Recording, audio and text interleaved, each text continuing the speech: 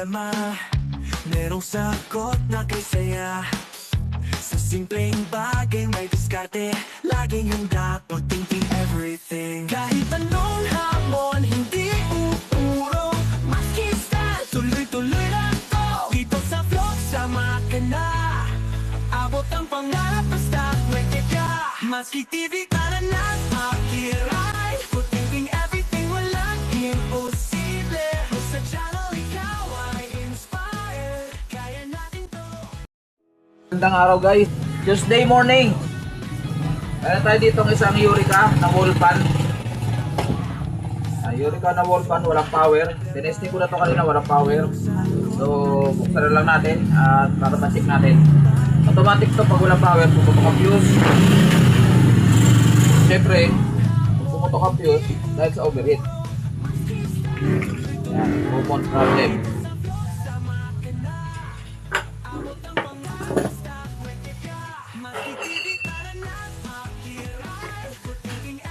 Ilang araw akong walang repair.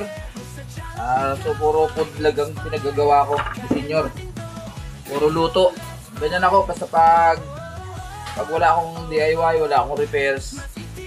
Ginagawa ko naman kung ano yung ulam-ulam ko na pang araw-araw, yun naman ang ginagawa kong content. So iba kung tataka kayo, wala akong content na repair. Basta pag gano'n, automatic yan, wala akong repair niyan. So, di tayo pwede tumigil, kailangan mag-upload tayo kahit paano. So, ito, obligado to, natuyan to lang guys, sigurado ngayon lang ito nabuksan. Kita nyo, ayan o, kita nyo yung alikabok. Tapos, putol na rin yung kanyang swing arm, ayun o, naputol na. Papalit na lamang tayo nito ng ng leeg. Ayan. Maganda naman ang Eureka. Magandang brand din to.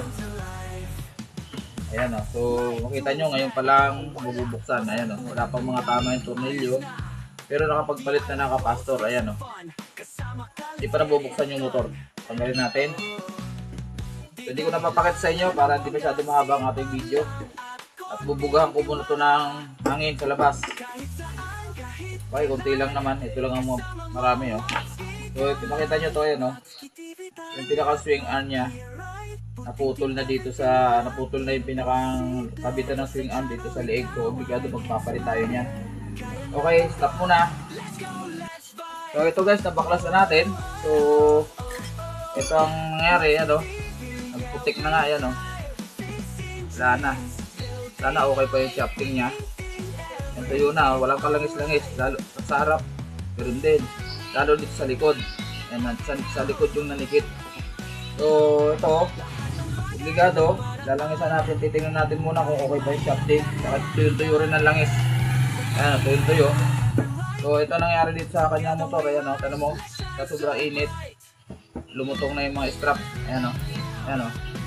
So ang nangyari kasi nito, siguro humina ang ikot at hindi natin alam kung sino nagpalit ng kapasitor. Baka akala nila kasi pag humina ang ikot, may kapasitor. Yan lagi ang nasa isip natin. Tama naman magpapalit ng kapasitor, pero kaya nasira ang kapasitor na original nito dahil sa overheat. So ang ginawa, pinalitan lang ng kapasitor, hindi naman in-overhaul to. So ito nangyari. Ano, nagputik na, nanikip na lalo. Pag ito may leeg na, sigurado din na po pwede ito. Tingnan mo natin dito. Wala na, ayan o. Tignan nyo guys, ayan o. Maalog na. So sigurado yan, sira na yung butik. Biyahin pa rin natin. Biyahin natin kung biyahin natin ng 1,000 para makita natin. Tingnan natin kung may kanal na. Pero sigurado yung busing, lakas na ng alog. Basta't utak ang gamit, ayos na. DIY goals, fix and fun. Kasama ka, let's get it done. Pwede pa naman. Lagyan natin sa unahan. Yung sa unahan kasi wala pang tama. Makinis yung tinatamaan na shotgun sa una. Walang alugo. Subukan natin ito dito ilagay. Pwede pa. Yung busing lang. Yung busing lang nadamay. Ayan, wala pang alog oh. So, ang magpapalit na tayo ng busing dito sa likod. Sa harap, okay pa. Kasi makinis yun sa harap, walang tama oh. So, ganyan ang mangyayari guys. Pag yung ang ginawa natin ay nasira yung kapastor,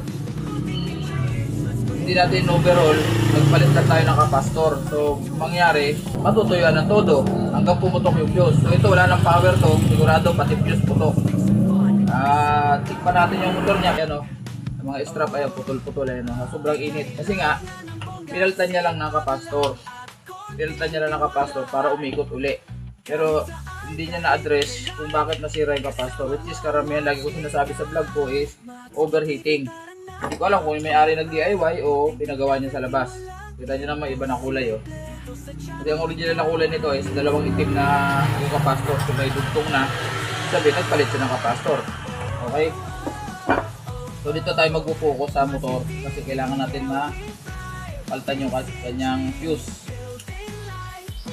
Ayan, nandikit na pati yung ano niya, ventilator niya. Ayan, ingat lang tayo kasi baka magputol tayo. Dito yung sa ilalim.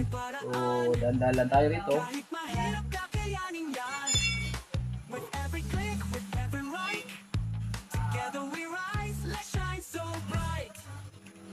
Yan. Wala dyan. Andito yung kapas. Ito yung fuse niya dito sa kabila. Wala lang tayo rito. Medyo mabusisi lang talaga to kasi yan ang trabaho natin eh. Pero obligado, palitan talaga natin ang fuse kasi pumutok ang fuse. Ito guys, ayan o. Nakita nyo to. Yung square na yan, itim na to, ito. Ito ang fuse niyan. So yan ang dapat na palitan natin. Nung nagpalit siya ng capacitor, okay pa to. Buo pa tong fuse na to. Kaya lang, nung pinalitan niya ng capacitor at hindi siya naglangis, hindi siya nag-overall na langis, ito naman ang bumigay kasi magtutuloy-tuloy pa rin yung init, di ba?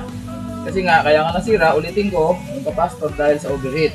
Ngayon, hindi niya in-overhaul, napagana niya uli. Pero, bibigay pa rin dahil pag nag-iinit na ito nag-overheat na eh. Kaya nga bumigay yung capacitor dahil nga sa overheat eh. So, ito ang nangyari. Balik din sa unang problema, overheating. So, natanggalin ko lang itong fuse at ipapalta natin. At sigurado yan, wala nang resistance yan. Wala nang resistance yung fuse na yan. So, testerin natin. Ito, tutunog to. Ayan.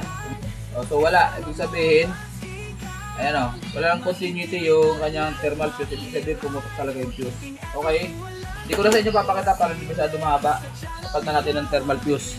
Ayan guys, nalagyan natin ng thermal fuse na. Ayan o. Ayan, nalagyan natin ng thermal fuse. Ito. Ito yung tinanggal natin. Ayan, busted na. Okay, assemble na natin. Ayun, nakabitan na natin ng bushing. Ayan. Ito. Ito yung bagong bushing. Ito na sa inyo pinakita pagbalik. Dahil medyo matagal-tagal. Ito yung luma. Ayan o. Maalog na kasi ito. Grabe na alog nito. Wala na. Maluwag na talaga. Pero makinis pa naman to. Napersa lang yung bushing. So ngayon wala na siyang alog. Ayan o. Ikot na lang. Ikot. Ayan o. Wala na siyang alog. So ito na lang gagawin natin. Lalagyan natin din ng langis yung harap. Kasi wala namang problema to. Langis lang.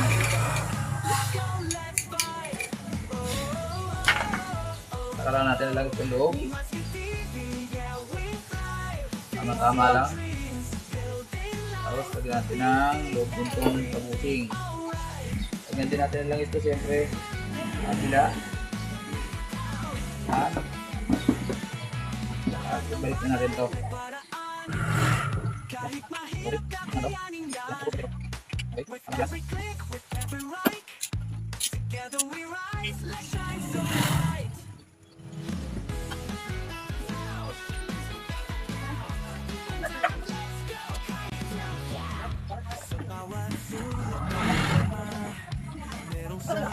Okay.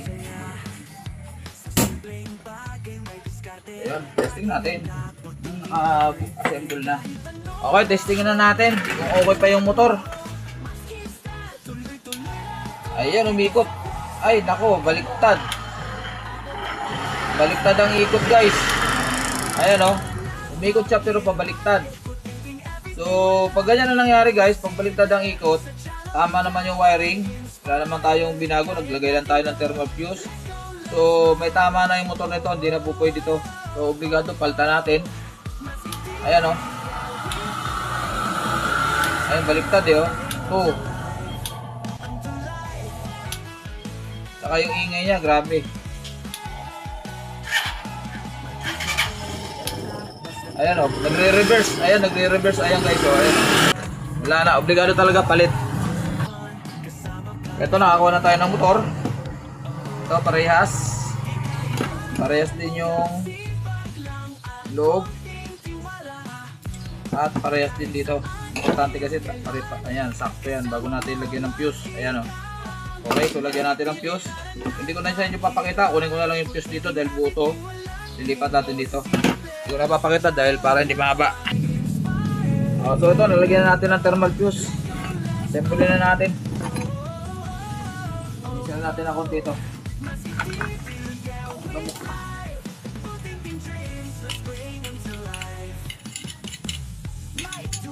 Nalangisan ko na naman to. So, lagyan na lang natin ulit konti.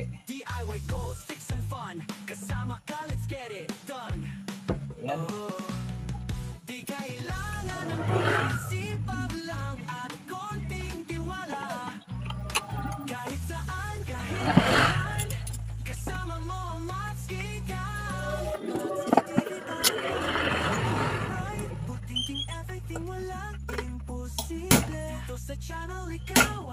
Yung revealing na.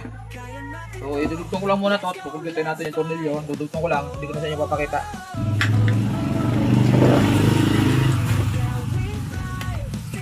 Ayun, natapos na ang ating wall pan na Eureka. Okay, testingin natin. Kita ba? Ayan, number 1. Ayun, oh. Number 1. Number 2. Number 3. Ayun. Okay, guys.